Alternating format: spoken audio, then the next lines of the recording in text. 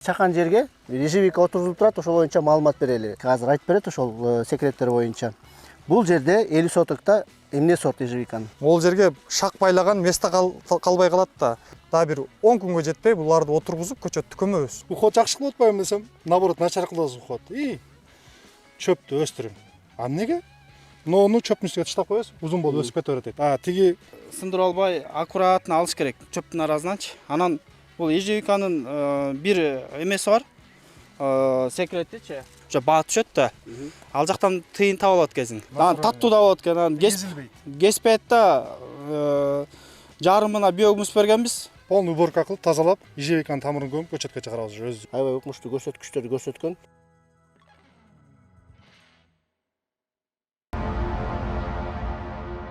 Мекендештер, саламатсыздарбы? Агролайф KG YouTube каналыбызда биз дагы ежевика боюнча бүгүн маалымат болот. Биз азыр Бишкектин жанында жайгашкан Сокулук районуна тиешелүү Күнтү айылында жүрөбүз. Өткөн чыгарылышта билесиздер, биз малина боюнча бергенбиз. Алтынбек мырза бизге малина боюнча жакшы маалымат берген. Дагы ошол киши менен дагы биз бир нече маалыматтарды алабыз. Суроолоруңузду калтыра бергиле. Азыр биз ушундай бир чакан жерге ежевика отурулуп турат, ошол боюнча маалымат берели. Күнтү айылында ежевика отурулгандан биринчилерден болуп атасыңар окшойт, Биздин көрүүчүлөр менен бир таанышкыла, учурашкыла, анан сөз улантабыз. Ассаламу алейкум, кандайсыздар? Урматтуу теле көрүүчүлөр, ден соолугуңуздар жакшыбы? Эсен амансыздарбы? Расул мырза, атыңыз Расул, Атым Расул. Расул, бул жерде канча гектар жерге ежевикага жер арнадыңар? Быйыл Кеспиятка 2 гектар айдаганбыз ал жака. Биринчи жылгы. Андан Күнтуга 50 сотик айдадык. Бул жакта жерибиз аз болгон үчүн 50 сотик эле айдадык да. Место жок, пустой место бул жакта. Мына бул жерде азыр артыбызда көрүп атсаңыздар, жакта мырзаны тааныйсыздар, Алтынбек мырзаны тааныйсыздар, ишин кылып атышат. Биз силерге маалымат бере берели. Бул жерде демек 50 сотик экен да, 50 сотик. Мондай ото чөп басылып турат, бирок бул жердин артыкчылыгы бар экен. Ото чөп керек экен. Бул Расул мырза бизге азыр айтып берет ошол секреттер боюнча. Бул жерде 50 сотокта эмне сорт ежевиканы? Лохнес деген сорт. Бул 21 мартта отургузганбыз, Ноорузда. Эң биринчи отургузгандардан болуп отургуздук. Азыр мына бүгүн 15 август болуп калды буюрса. Аллага шүгүр, жакшы жыйынтык деп ойлойм мен. Өзүм Кеспиятка да салыштырмалуу, бул жакка да салыштырмалуу. Ал жакта да поля бар, ушул менен бирдей тигилген. Бул жакта да мындай байкаштырып байкап атам мен. Бул жакта негедир жакшы өстү. Өсүм жакшы болду. Эми быйылдан кийин урожай кандай болот, аны дагы көрөбүз буюрса. Муну 21 март Ноорузда мынакей ушул 2025-жылы отургузулуп тур. Көрүнүшүн караңыздар. Бул жерде 21 мартта отургузулуп атканда кандай бир секреттер болду буякта? Биогумус бердиңерби же? 1 килограммдан ар бириге биогумус бергенбиз. Мартта билесиздер, Күнтүдө суу болбойт. Майдын 15-теринде келди суу. Ошонго чейин бир жолу ошол отургузуп атканда биринчи нөлдөн эле айтып кетейин бул тиккен неме секретин, отургузуп неме кылганын. Көрүшүлөр кызык болот, Бул жагы 2,80 туурасы. Мындай узунга 1,80, 1 метр 80 сантиметр. Ошондой аралыктан нормалдуу болот. Себеп дегенде бул быйылкы жылкы эле ушунча шак чыгарып атса, быйылдан кийин 2-3 жыл шак чыгарганда иншалла ол жерге шак байлаган место калбай калат да. Устойка отургузулат, себеби шпалера коюлат. Шпалера коюлуп. Анан отургузганда түз отургузуш керек. Мындай түз болуш керек да. Себеп стойка катырылат. Келечекке дагы түз болот да. Фундаментти кандай куйсаң, ошондой үй курулат дегенде эле, бул деле ошо түз эгип, суу жакшы чыгыш үчүн жакшы неме кылыш керек да, аракет кылыш керек адам. Булар ортосунда техника жүрөт, жумушчулар жүрөт, арасын аябай туура кылыш керек экен да. Ушул бутактардын баары көчөт болот да, туурабы? Буюрса көчөт болот. Бул жерде эсептеп берсек болобу? Канчадай бутак болуп чыкты бул жерде? Азыр эсептейбиз. Мынакей 1, 2, 3, 4. Эсептөй эле кой эле, бонус. 5, 6, 7, 8, 9, 10, 11, 12. 12 көчөт экен. 12 көчөт болуп туруп, могу көчөттүн немесин айтайын. Бул атайын биз чөп бастырганыбыздын себеби, ото чөп. Ото чөп бастырганыбыздын себеби, моголар ысыкта топурак ысык болот дагы күйгүзүп коет. Могунун баштарын өлтүрүп коет. Ото чөп Мисалы, болбосо? өтө чөп жок болсо өлүп калат могу демелери. Могул жерлери. А могу уже тамыр алып баштады. Августтун 15-и уже. Отургузсак, эми дагы бир 10 күнгө жетпей буларды отургузуп көчөттү көмөбүз. Көчөткө көмөт керек. Көчөткө көмөбүз буюрса. Көчөткө көмүп, анан кышындасы жабып, Агроспон менен жабасыңар да? агроспа менен обязательно жабабыз. Демек, бирок азыр сугарылып атат, аябай жакшы сугарылып атыптыр, Бунун эми Лохнесстин биз эмнесин билебиз? Бул иммунитети күчтүү катары сорт билебиз да. Ошондо сиздер кандай сугардыңар? Башында почти 1-2 ай сугарбап 1,5 ай почти сугарбадык, ооба. Ошондо да ушундай көктөп чыкты. Ошондо бир жолу суу куйганбыз, тиккенде отургузуп, мисалы, ямочка казып туруп могул жерге. Көчөт эми могул жагы кыркылык келет да, сынды могул жер. Акырыныраак неме кылыш керек. Могул жерде көчөт байланып турат да. Ошол көчөттү мындай кескенде өзү мынчалык эле болуп келет. Ашып барса ушунчалык эле болуп келет. Оо. 20-30 сантиметр болот. Яманы казып, топурак менен биогумус 1 килограмм топуракты аралаштырып, сууну куюп ямага. Ошондо эле гана суу берип да. Ошондо гана эле бир жолу суу ичти. Ошондо топурак менен жакшы кылып көмүп кеттик. Ошондо теп-тегиз жер эле. Жөө эч нерсеси жок эле. Кийин ручной эле алып койдук. Жүрүлө мындай кичине кыдырып көрбөйлү, көрсөтпөйлү. Кандай калган эмелерге белеп атат, эмне артыкчылыктар болуп атат. Монтип азыртан эле тамыр байлап атыптыр да, урматтуу көрүүчүлөр. Мындай көтөрүп келсең эле тамыр байлап баштаптыр да. Буларды эми чөптүн үстүнө ыргытыш керек болуп атат. Мындай таштап койсоңор керек экен да. Чөптүн үстүнө Жерде тамыр жатса алдырбай тамыр туруш кетет керек. Өстүрүп туруп бойлорун. Эмнеге мынча узун айбы? Буну эми канча кыскартасыңар, качан кыскартасыңар? Жазында. Мисалы, жомалына тергенде эми биз эми мындай узунураак эле адамдардын катарына киребиз да. Теримчилердин бойлору кичикей болот да. Анан жаш школьник кыздар терип калышы мүмкүн. Окуучу балдар бою кичирээктер. Анан жазында мен Малина кызы бияка келип, бияк Расул менен дос балам болот. Бияк байкебиз болот, Алтынбек бекечи. Анан булар менден Малина көчөт алышты. Анан мен да Сенин көчөттөрүңбү? Менин көчөттөрүм. Анан кийин булар болсо мен жаныман 2 гектар жер алып, 2 гектарга отургушту. Ал жакта да карап атат азырчы. Анан карагандары булардыкы да аябай жакшы, биогумус аябай берип, жанагындай суперфосфат, ушундай дарыларды берип, ушуну карап атат да. Анан келе партнер болуп иштейли. Ежевиканы бирибизге үйрөтчөйлү, Малинаны да үйрөткүлө деп, анан азыр партнер болуп иштеп атабыз. Баш бириктирип да. Анан булардын 2 гектар бар, меникиде бер жакта да жашоо шарт условиялар бар го. Тияка деле салып отурбай эле кел мен жаныма партнер болуп, чогуу эле жатып, чогуу эле иштеп эле, чогуу мындай акчаны папалам кылып эле бөлүшүп алабыз. Буюрса киреше канча чыкса деп халагым буйругандайчы. Ошондо партнер болуп иштеп азыр буюрса келечек да калды да. Малина, ошо ежевикаларды өнүктүрүп өстүрөбүз деген максатта. Бизге мырза агай эле болуп берди да быйылчы. Анткени биз бул жерде ежевика боюнча таптаза кылып карап атканбыз. Оточо вообще бастырбайчы. Анан эле бир күн кирип карасам, мына ежевика келген дагы мына жерденчи. Жерге тийген жеринен ожог болуп калды. Анан ростоктоп калды. Анан ростоктоп калган мырзага чалды. Мен мырза ушундай болуп атат ежевика десем, видео кылып жөнөтүң деди. Анан видео кылып жөнөтсөм, эмне анчалык таптаза кылып таздын башында кылып карап атасың? Эмне болду? Уход жакшы кылып атпаймынбы десем, наоборот начар кыласыз уход. Чөптү өстүрүң. Эмнеге? Нону чөптүн үстүнө таштап коесуз, узун болуп өсүп кете берет дейт. Тиги таптаза такырайган жерге жана күн ысыкта баш тумшук барып сайылганда ожог алып калтканда күйүп өспөй коет экен ежевикачы. Азыр мына мисалы үчүн ошол чогуу ото бастырганыбыздан кийин кеткендеги ростун болчу. Буга салкын керек экен. Салкын керек экен. Чөптүн арасында жакшы өсөт экен. Мен өзүм эмеме карап алып эле отоп тазалап эле укмуш карай берип турмун. Логически өзгөрүндө мурунку эле калп менен иштей берип кетсе. Ошондой кылсак биздики күйүп калды наоборот ежевикабыз. Анан ошону кое бергенден кийин ото чөптү. Мына рост. Күн ысыганга чейин ото жок кылып караш керек. Андан кийин сууну токтотпой туруш керек да, мисалы 10 күндө суу берип туруш керек.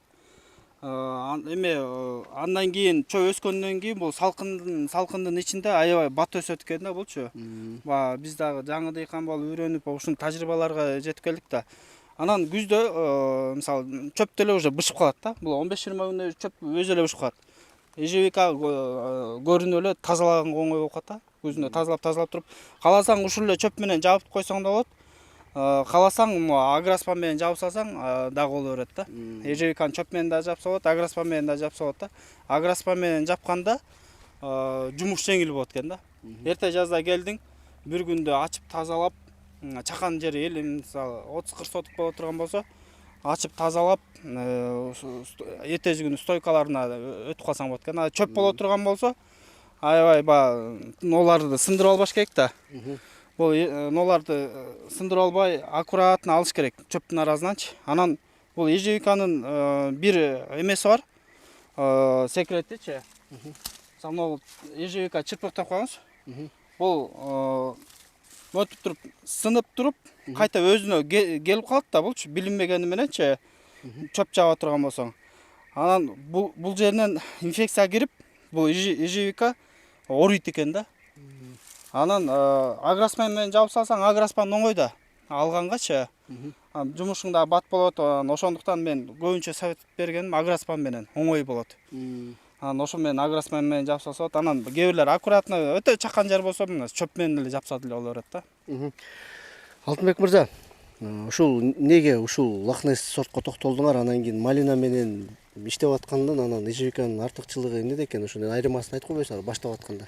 Ежевиканыкы түшүмдүүлүгү боюнча кызыктым мен интернеттен карапчы. Отургузам деп жүрмүн, мырза менен акылдашып сүйлөшүп отуруп, анан ушундан көчөт алып отургуздук да. Мунун тошто калибри чоң экен, тергенге жеңил. Жүзүмдөй болуп эле самсалап турат экен терген убакта. Анан тергенге жеңил. Эң плюс жери биздин мына малина массага киргенче бушуп бүтөт экен. Ошо как раз ушуну азыр келип жатпайбы, Ошол мисалы үчүн мунун азыр ежевиканын урожайы бүттү. А малина башталды массага кирип. Мунун жумуш жеңилдүүлүгү ошол экен. Анан ошого кызыгып ушул ежевикага өттүк биз. Ошол именно массаны да көп берет экен бул. Лохнесс чоңдугу, таттуулугу, анан товарный вид. Капкара жалтырап эметип турат экен, ошон үчүн кызыктуу. Өзүңөр кызыгып, буюрса келечекте дагы муну тартып кетели. Иншалла көбөйтөбүз деген ой бар ежевиканы. Буюрса. Азыр верхний зона, нижний зона деп уже ежевиканы бөлүштүн кереги жок болуп калды да. Себеби деген нижний зонада бышканда мисалы кымбат кезинде бышып туруп, нижний зона бышып баштаганда, түгөнүп баратканда уже баа түшөт да. Ал жактан тыйын таап алат экенсиң. Анан түгөнүп калгандан кийин бул жак бышып баштаганда бир аз арзан сатасың, анан кайта эле баа көтөрүлүп кетет экен да. Бул жакта азыр ежевика верхний зоналарда ежевика терип атат, жакшы эле баада. А нижний зонада уже терип бүткөнүнө 20 күн болуп калды. 20 күндөн ашып калды да. А бул жактагылар дагы деле терип атат, баа көтөрүлүп калды да. Ошондуктан нижний зона, верхний зона деп эле эки жакка тең отургузуп берсе деле боло берет экен ежевиканычы. Мына ажок деген эмелери жок экен Лохнесс сортунчу. Сен эмки чыгарышта, Кудай буйрса, урматтуу көрүүчүлөр, бизде каналга катталып көрүңүздөр. Эмки чыгарыштарда сен жыйынтыгыңды чыгарабыз, тиги эмеден. Поляга барабыз, сен бир 10-15 күн тегереги болуп атат. Андан тышкарыда бир нече секреттер менен бөлүшөт. Кантип көчөткө көмөм деп аткансың, ошонун баарын көрсөтүп берет мырза. Анан ошол силер сурайсыздар дайыма тиги поляда кандай жыйынтык болду, ошол жыйынтыктарды ошол жактан айтып беребиз, Бияктан биз дагы эмнени толуктайлы? Толуктай турган нерсе, муну бир көңүл буруп караңыздарчы. Мына жерде биз жазында фреза менен жүргөндөн кийин эле, яма казгандан кийин, мына биогумус менен толуктаганбыз да жердичи. Мына көрдүңүздөрбү? Биогумус канча болсо, мына ежевика көтөрө берет экен. Жер борпоң, көрдүңүзбү? Кол менен эле казып отуруп. Мына жаздагы эме болгон жер, ыркылтетип, фреза менен жүрүлгөн жер да. Биогумус керек экен жергечи. Бияктын жерлери борпоң болуп, мына рост кетишиге. Бияктын жерлери негизи малинага жакшы болуп атканда ежевика сонун болот эле деп. Мен эмени байкадым, Аясбек ака. Эң чоң бир секрет, эң чоң тажрыйба, опыт. Биогумусуң жок, дыйканчылык кылбай эле кой экен да. Башында. Дыйка жок, негизи элечи. Биогумус өзүң үчүн даярдап, өзүң поляң үчүн даярдап дыйкан болгондон кийин, биогумус болбосо дыйканчылык кылбай эле кой экен да. Канчалык отоп чаап, таза кырмаганың менен азык жок болсо өспөйт. Ошол азык жок өспөйт. Биогумуста да микроэлементтерди, андан бактерияларга керектүү эле азыктар бүт бардыгы болот экен дагы. Мына биогумустун результаты да. Ногулчу? Ошо биогумус болсо, түшүм да жакшы алат экенсиң, өскөн да жакшы болот экенсиң. Мен айтып атпаймынбы? Сатканда да кыйналбайсың, уверен айтасыз да, таза. Натураль. Таттуу да болот экен. Кеспейт да жарымына биогумус бергенбиз. ушундай кубанасың, сүйүнөсүң да. Эми баары чыгарылышта көрөсүздөр. Биогумус берилбеген жактарына мындай дыйканчылык кылгың келбей кетет да. Ошондуктан мен ушул эле жыйынтыкка келдим. Биогумус болбосо, биогумус жасап, биогумус мөмөлөрүңө бербесең, дыйканчылык кылбай эле кой да. Анда үчүн башка иш эле кылып жүрөр да. Расул мырза, силерге суроо бергим келип атат. Расул мырза, ушул биогумус калифорнийский сөз жылан деп коет го. Ошону менен сиздер канчалык ошого азыр даярбыз? Биз ушул баарына жеткизе ала турган мүмкүнчүлүгүбүз барбы? Иштетсе болобу? Ооба, Өзүңөрдө тажрыйба барбы? Ооба, биз тажрыйбада баштан өткөрдүк. Могу ипподром жаңы бузулуп атканда биз баарын эле бул жака таштыганбыз. Хобаларды алып келип, бул жака бир 40-50 хоба төктүргөнбүз. 40 төктүрүп, полный жедирип аларды, сөлжан менен жедирип, поляга салганбыз, малиналарга, бүт. Урожай эми Аллага шүгүр, жакшы. Мындан ары ушул калифорнийский сөз жылан менен биогумусту өнүктүрө бересиңер, э? Өзүңөрдө барбы? Натуральный. Азыр где-то 300-400 тоннага чейин өндүрүп атабыз жылда. Өзүнүн жерге салабыз, ашыкчасын сатып салабыз. Анан сөлжанды иштеткенде, капуста, алманын чиринделери мына сокулукта эме бар. Ошол жактан алып келип туруп, бул жерге төгүп берет өздөрү. Проездин төлөйбүз 2000 сом КамАЗга. Мисалы үчүн 1 КамАЗга 10 тонна, 10 тонна алып келип туруп, ошол алманы. Бир гана кырк эмес, жанагындай овощи, фрукт. Овощ фрукты керек. Ошол керек. Пияз, капуста, алма, ошолорду көп төгөбүз. Анан жана мини трактор менен үстүгө чыгып туруп, фреза менен аралаштырып салабыз. Анан обязательно нымдуулук кармаш керек агачы, чтобы баягы таза биогумус иштеш үчүнчү. Кейбирлер бар, нымдуулукту жок кылып атат, сөлжандар качып кетет же жакшы иштебей коет. Жана комок сыяктуу болду эметип калат да, кырк жакшы иштелбей калат. Жакшы иштесем, ол мисалы жерге салынганда результатын көрүп атасыз го. Борпоң жерчи, кол менен эле казылап жүрө берсе, жерчи жумшак болот. Сонун, мына жерди көрүп атабыз, аябай сонун, мындай уход жакшы экен да. Мырза, 1 гектар жерге ушул Лохнесте отурсам десек, канча биогумус жетет? 1 килограммдан 2 килограммдан берсе болот, 2,5 тоннадан 5 тоннага чейин. 2 килограммдан берсе жакшы болот. Жалпы 1 гектарга 5 тонна 5 тонна керек, э? Аябай көп керек экен, э? Көп эмес, аны мисалы үчүн иштетип койсо эле. Өзүлөр эле эшиктин алдыга мисалы. Бир эме болот го. 100 килограмм көп болбойт ал. Жок, 100 килограмм эле жерди иштеп койсо, ошол иштеп обработка кылып, 3 айда даярдап берет. Бул көп деп эметелеп атпайбы? Мисалы, КамАЗдын 2000 сомдон төктүрүп атасың. 40тачы 100 килограмм сөздөн алып келесиң. Бир спринтерге же бир портерге капуста, сапуста жана Сары Өзөн базарына барсаң, дарбыстын отходтору бар, ошолорду кошуп, өзүнүн даярдоо ыкмасы бар, ошолорду даярдасаң, 1 КамАЗдан 7-8 тонна биогумус чыгат. 6 айда. 6 айдан бир жылга чейин да. Ошону эле бересиң. Ал көп деле расход требует этпейт. Азыр сөздөн арзан эле болуп калбадыбы? Мурда деген килограммы 300 сом, 200 сом эле да. Азыр бир аз арзан. Ошол 100 килограмм ала турган болсоң, 30 сомдон 50 сомго чейин. 30 сом, 50 сом, аябай жыштык көптөрү 200ге чейин сатып алат, кээбирлерчи.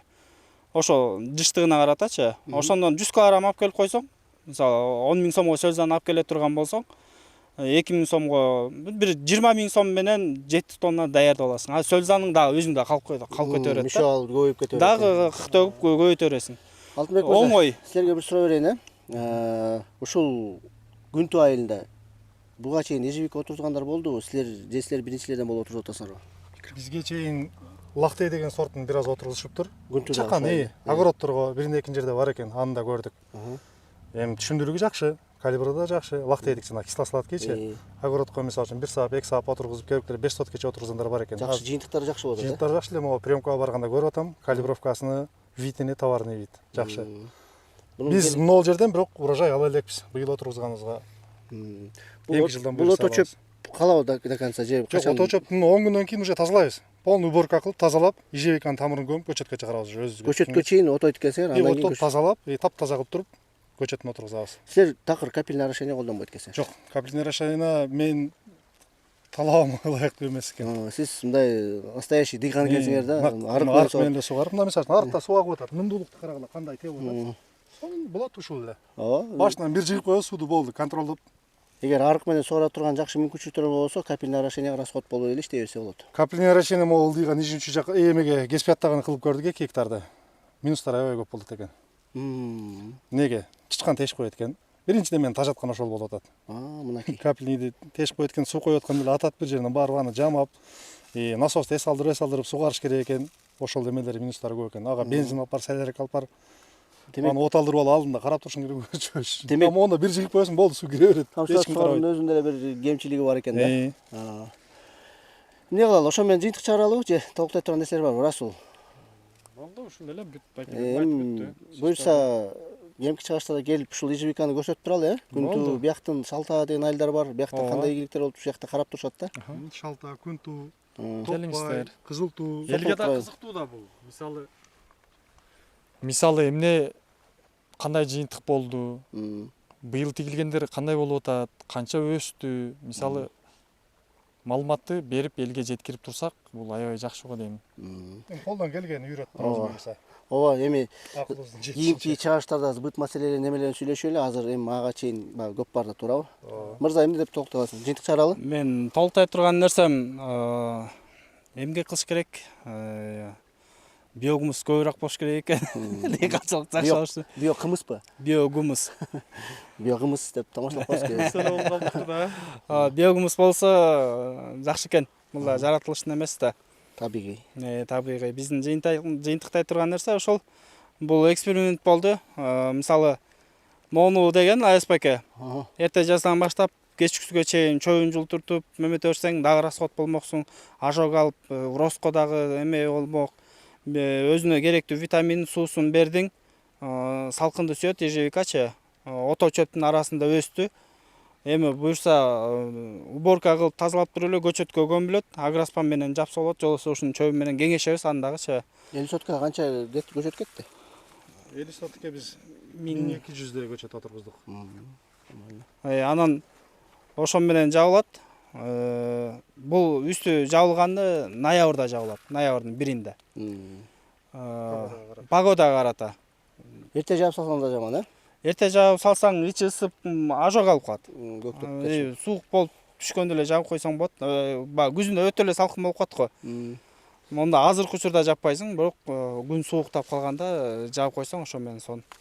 Азыр верхний зона, нижний зона деп эле, верхний зонада жериңиздер бар болсо, верхний зонага, нижний зонада болсо, нижний зонага отургузуп берсеңиздер болот. Тетекте да биогумуз. Тигине биогумуз. Тетне азыр дагы жакыныраак барып көрсөтөбүз. Бул жерден бир кадрга илип коелу. Немеде дагы, Кеспайтта дагы азыр 12 хова биогумус даярдалып атат. Дагы кык төгүлүп, дагы даярдалат ал жердечи. Биогумус канчалык берсең, ошончолук урожай, ошончолук өсүмдүк өзүн аябай жакшы сезет экен да. Ооба, эми биогумус тууралуу айтылдык. Балким биз дагы биогумус жөнүндө бир нече чыгарыш жасайбыз. Бизде каналда бар биогумус боюнча лабораторияга барып текшергенбиз. Аябай укмуштуу көрсөткүчтөрдү көрсөткөн. Аяктан мындай биз эми өзүбүз мындай озек айтып атпайбызбы? Аякта мындай илимий агрономдор, лабораториянын мындай лаборанттар деп коет го. Атайын анализ кылышып бизге көрсөткүчтөрүн көрсөтүп берген да. Аябай жакшы болду. Дагы чыгарылыштан эметип биогумус керек болсо, сөзүнөн керек болсо, Алтынбек мырза биз талап бере алабыз, буюрса?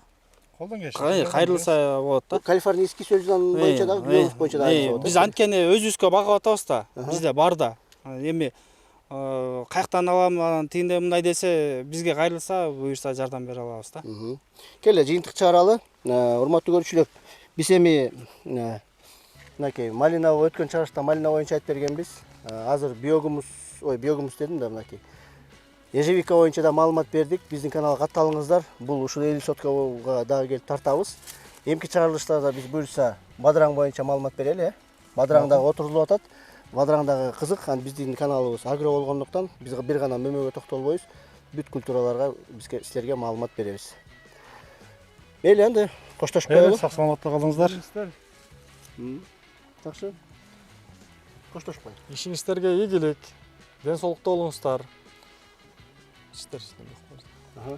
Мейли, урматтуу көрүүчүлөр, айыл чарбабыз өнүгө берсин, дыйканчылыгыбыз өнүгө берсин, Кыргызстаныбыз гүлдөй берсин. Эмки чыгыштарын көрүшкөнгө чейин.